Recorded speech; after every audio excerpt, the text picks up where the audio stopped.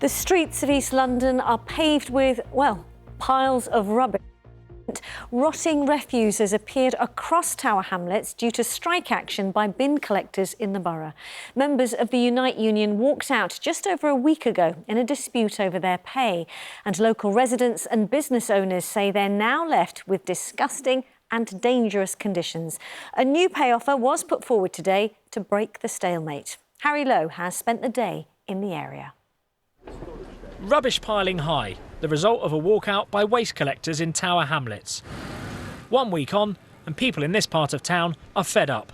This is a disgrace. We should just be paying our bin men more because this is what they have to go through. It's just like such a popular area. Like people going for nights out and stuff and have to deal with this. Like they really need to sort it out. It's really bad.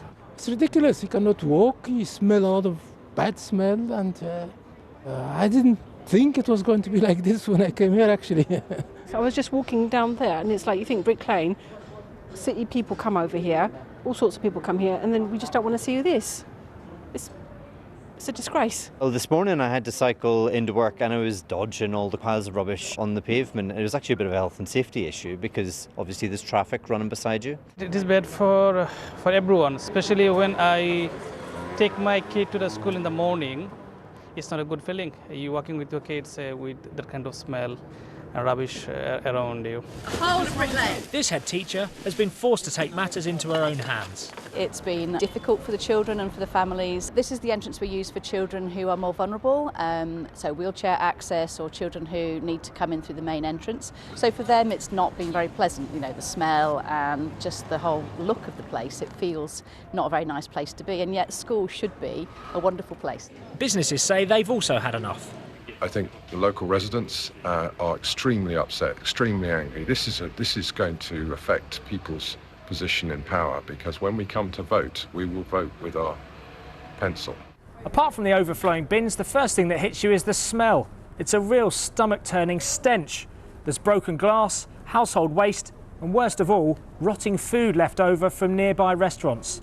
The only ones enjoying this are the flies, the pigeons, and the rats.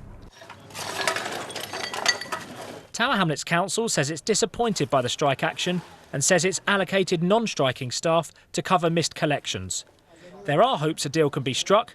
These union members queuing this morning to vote on whether to accept an offer. Is this fair on the people of Tower Hamlets? Look, you've got the people of Tower Hamlets behind you here. They're all residents, many are being priced out of the borough.